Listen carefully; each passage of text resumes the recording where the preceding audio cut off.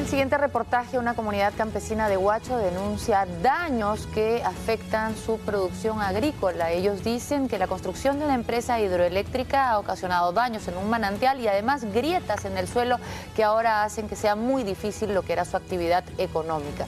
¿Se hizo bien el estudio de impacto ambiental en este caso? Vea el reportaje de Cecilia Zuleta.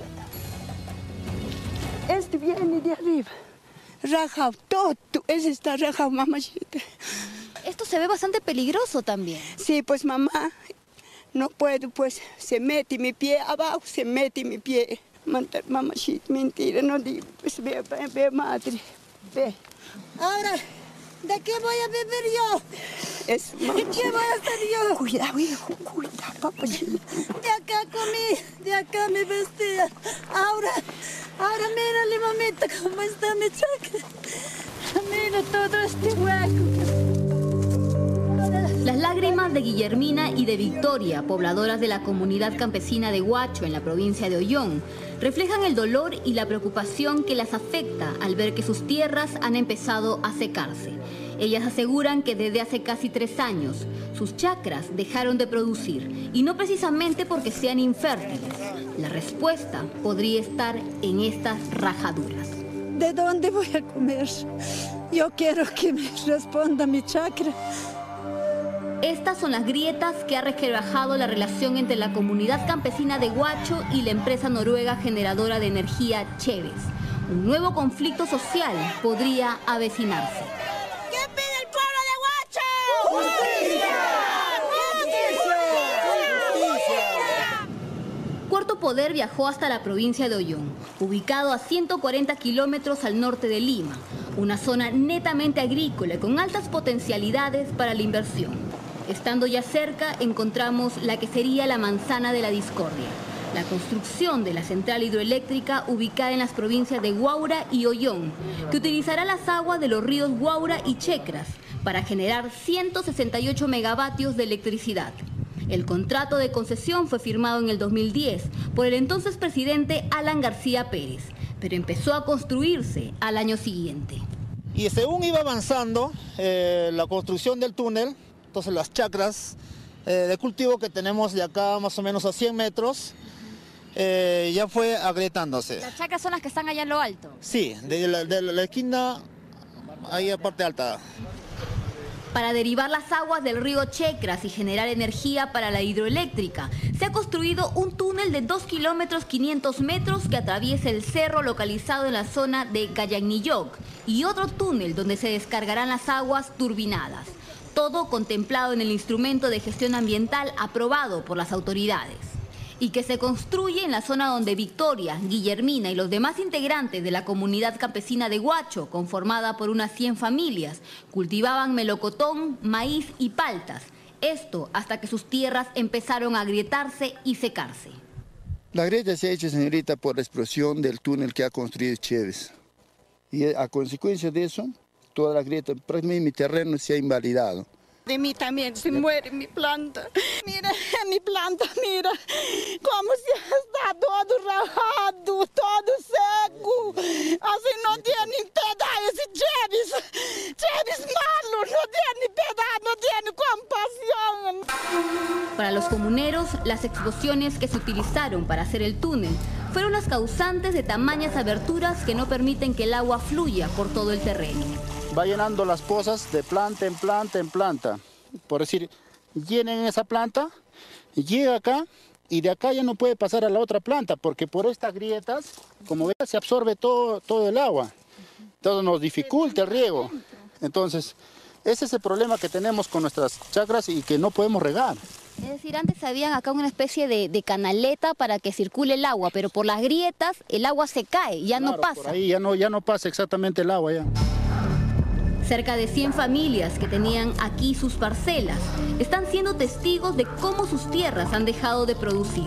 En busca de una solución decidieron dialogar con la empresa Cheves, pero se encontraron que para los empresarios las fisuras del terreno no son de su responsabilidad. Ante este escenario, ambas partes buscaron un ente especializado y se convocó al Instituto Geológico Minero y Metalúrgico INGEMED para que estudie lo que estaba ocurriendo. ¿Se utilizó explosivos para realizar este túnel? utilizamos detonaciones y en el marco de lo que estaba establecido en los procedimientos de construcción. Sí. ¿Les resultaría descabellado pensar que esas grietas se los produjo las explosiones? Porque justo se presentan estas grietas cuando se realizaron las explosiones, no antes. Creo que la persona indicada para determinar esto tendría que ser un especialista, ¿no? Tenemos un especialista que ha emitido un informe en donde ya habla de las condiciones de toda la zona. Para nosotros lo importante es lo que dice hasta este momento el IGEMET. ¿Cuáles son las causas que son las que generan esas grietas? ¿Y qué dice el informe del IGEMET? Pues bien, ambos informes emitidos en mayo y diciembre del 2013 concluyen que las filtraciones de agua del subsuelo y las malas técnicas de riego serían las causas de las grietas. También mencionan que la zona es susceptible a deslizamientos. IGEMET no puede responder con estos informes, y de hecho que no lo ha hecho, no puede responder a la pregunta que es la clave, que es que si esas grietas que hoy existen ya existían antes de que el proyecto llegara. Quien debería de haber respondido esa pregunta es el propio estudio de impacto ambiental. La Defensoría del Pueblo ha decidido investigar qué está pasando en la comunidad de Ollón, pues considera que podría producirse un nuevo conflicto social. Entonces, ¿es válido o no que esta empresa se respalde en las conclusiones de INGEMET? En principio hay que señalar de que INGEMET se refiere de manera general a que la zona es propensa a deslizamientos, ¿no? Pero claro, INGEMET no puede establecer la responsabilidad o no de la empresa en este tema, porque la pregunta ahí es otra y los informes emitidos por INGEMET no han respondido a esa pregunta, la cual es si las grietas existían o no existían antes del proyecto. Pero las resquebrajaduras aparecidas no son el único reclamo. A esto se suma el daño causado por la empresa Cheves al manantial de Pucasaga, fuente de agua que fue afectada por la construcción de dicha central en Ollón. La empresa noruega, por su parte, se ha comprometido a subsanar el problema antes que se acaben las obras e incluso ha indemnizado a la población por los daños causados. Sin embargo, un punto preocupante es que en el estudio de impacto ambiental, esta empresa no consignó si el manantial corría algún riesgo. Tampoco se habló de la posible aparición de las grietas. Esta destrucción de esta fuente de agua, ¿estaba contemplado dentro de los estudios que ustedes realizaron? No, si hubiera estado contemplado, obviamente se hubieran tomado medidas de mitigación. Se lo pregunto porque he ido a la zona y el manantial está muy cerca al túnel, entonces era un poco lógico que iba a ser afectado. No necesariamente, en cualquier caso, eso habría que incluso preguntarle a los especialistas ambientales que aprobaron este estudio, ¿no? Que fueron precisamente el mismo Ministerio de Energía y Minas, todos los especialistas ambientales de la Dirección de Asuntos Ambientales Energéticos. Pero no creo que sea un tema tan evidente, es un tema técnico y creo que los especialistas deberían responder por ello. ¿Cómo es que un estudio de impacto ambiental que precisamente debería describir las condiciones existentes y sus capacidades de respuesta ante posibles daños al medio ambiente fue aprobado? ¿No cree usted que ese sería un error? Bueno, más que un error, el Estado mismo ha asumido que hay cosas que mejorar. Y esto, más que verlo como un error, es el mejoramiento del proceso sobre la base de cómo vamos desarrollando la actividad. Esos estudios de impacto ambiental. Para el representante de Energía y Minas, Fernando Castillo, el problema no solo pasa por las evaluaciones ambientales, sino también por intereses que buscan generar distanciamientos entre la población, la empresa privada y el Estado. La comunidad no le ha solicitado que resane ni que solucione el problema, ha pedido indemnización, y que es lo que nosotros venimos conduciendo. Entonces, como producto de este pedido, se determinó, bueno, veamos quién es responsable de estos deslizamientos. Es más, nosotros hemos recibido de parte de otro sector de la población estos documentos que yo le alcanzo a usted, en donde se puede precisar, por ejemplo, las candidaturas ya en estos procesos electorales de algunas de las personas que están haciendo estas expresiones, que nosotros consideramos que en muchos casos puede que básicamente ya sean parte de un manejo un poco más político. Para sustentar su afirmación, el director de la Oficina de Gestión Social del Ministerio de Energía y Minas mostró ese documento del Jurado Electoral Especial de Guaura, donde se lee que el presidente de la comunidad campesina afectada, Jan Evangelista Jiménez, Quizá tenga un punto político y hasta un aprovechamiento económico que deba investigarse, pero también lo concreto es que el daño ambiental existe y que el riesgo no fue contemplado en el estudio de impacto ambiental. La falta de una evaluación ambiental adecuada de los proyectos puede generar problemas y puede generar conflictos de esta naturaleza. ¿Y quién llegaría a ser el responsable en todo caso de un estudio defectuoso? Aquí hay varios problemas. Al parecer aquí hemos encontrado de que los instrumentos de gestión ambiental se empezaron a probar a partir del 2001, época en la que las normas ambientales también eran incipientes. Y probablemente también las capacidades del Estado no eran adecuadas para evaluar de manera integral y profunda este tipo de proyectos. Frente a este escenario de tierras que ya no producen, plagadas de grietas, con un manantial casi seco y con una población que se enfrenta a la empresa constructora, la última palabra la tiene el OEFA, Organismo de Evaluación y Fiscalización Ambiental. Ese manantial estaba tan cerca al túnel. Claro. Era obvio ponerlo como que iba a estar en riesgo. Entonces, ¿qué denota ahí? Que no se consideró, ¿no?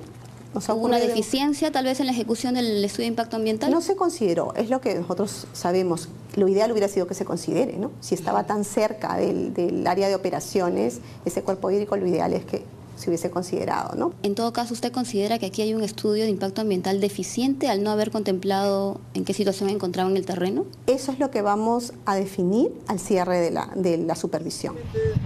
Pero si por ahora el caso de Ollón habría aparentemente una negligencia a la hora de hacer los estudios de impacto ambiental que ni los entes encargados pudieron detectar, ¿qué pasará en adelante, teniendo en cuenta que el Ejecutivo ha propuesto que las evaluaciones ambientales sean aprobadas en un plazo no mayor de 45 días, con la intención de no entorpecer los proyectos de las empresas mineras?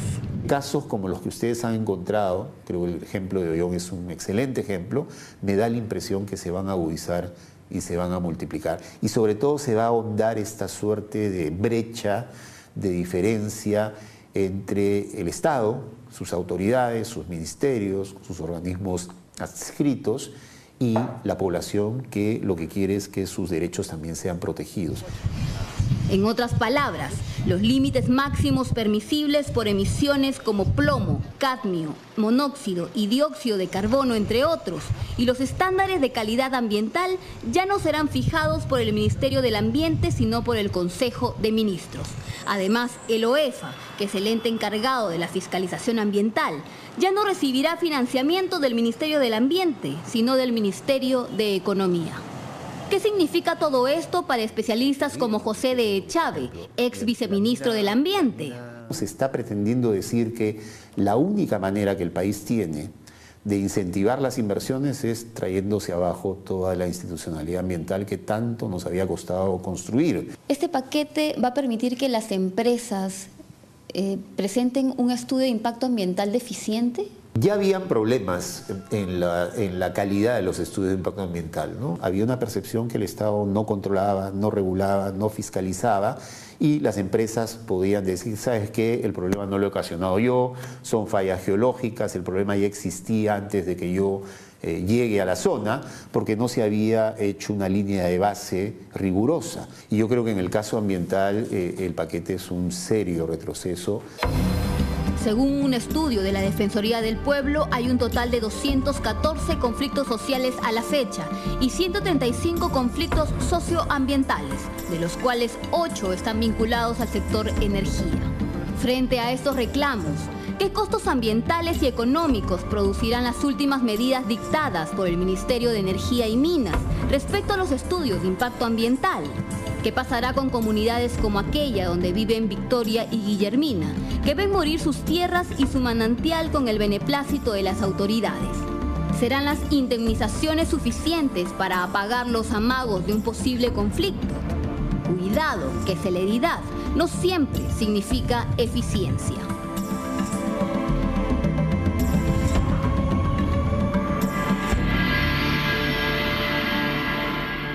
Y de acuerdo con la conclusión de Cecilia Zulueta en este revelador reportaje sobre lo que está pasando en Ollón, ¿no? Este intento por reactivar la economía para muchos desesperado de hacer estos paquetes que aligeren supuestamente las presiones de control ambiental para así fomentar que las empresas dedicadas a la energía o la extracción de minerales puedan hacer proyectos de una manera más ágil, tiene como consecuencia esto, pues, estudios de impacto ambiental deficientes, apresurados, que finalmente terminan poniendo en riesgo el proyecto porque las poblaciones se sublevan, se levantan e impiden que pueda haber un desarrollo. Puede tener como consecuencia, porque en realidad nada impide que se haga bien un estudio de impacto ambiental y nada impide que el Estado ponga mecanismos de aprobación, porque de lo que se está hablando es del mecanismo de aprobación, no de la elaboración del estudio. Claro, pero le han quitado facultades, ¿no?, al Ministerio de Ambiente. Ahora es un tema, eso recae sobre la PCM, sobre el Ministerio de Economía y Finanzas, que más bien tiene que tener un contrapeso en el Ministerio de Ambiente, que ahora la verdad que no... Es un tema que va a originar muchísima discusión y de hecho está siendo muy criticado el paquetazo, pero en este caso en particular, que ha sido hecho el informe antes, porque esto es un daño que se ha producido con un estudio de impacto ambiental hecho antes, lo que hay que determinar en realidad es la relación de causalidad. Es decir, si efectivamente fue ese proyecto el que causó las grietas, o como dice el INGEMET, que es un organismo muy respetable, fue el mal riego y las características de la tierra de la zona lo que causaron las grietas. El dolor de las señoras me ha parecido genuino y profundo y me ha dolido a mí. Hay que ayudarlas, hay que ayudar a esa población a recuperar su tierra, o si no se puede recuperar su tierra, que reciban una indemnización adecuada si es que alguien es el causante del daño. Claro, pero primero tiene que determinar quién es el causante. No haber del daño. considerado en el estudio de impacto ambiental el tema de la cercanía del manantial a estos túneles. Eso sí es una cosa extraña. Una negligencia. Sí. Bueno, hacemos una pausa y volvemos con más en Cuarto Poder. Desde Lambayeque, toda la ternura y el color de avestruces, ñandúes peruanos y emus en el más grande criadero de aves gigantes del norte del país. Una incursión al proyecto que busca preservar a estas fantásticas y emplumadas especies de la inminente extinción.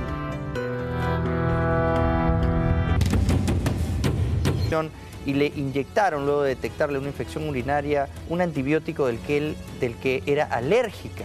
Ella entró en shock anafiláctico y ahora está en coma, pero el bebé sigue todavía avanzando en el embarazo. Esto es un drama para su familia. Los pasillos de un hospital son tan fríos como la incertidumbre. Los reflectores de un nosocomio iluminan el camino que conduce a la unidad de cuidados intensivos, donde el tiempo y la mente no reconocen a Ernesto Guamán. Su esposa, con un bebé en el vientre, está allí, en coma, perdida en algún lugar donde nadie quisiera estar. En esos pasadizos, los frágiles se hacen fuertes a la mala. No sabemos de acá más adelante qué es lo que va a pasar. Ernesto tiene 25 años y su esposa, Luz Cuyanco, 26. Desde hace 2 meses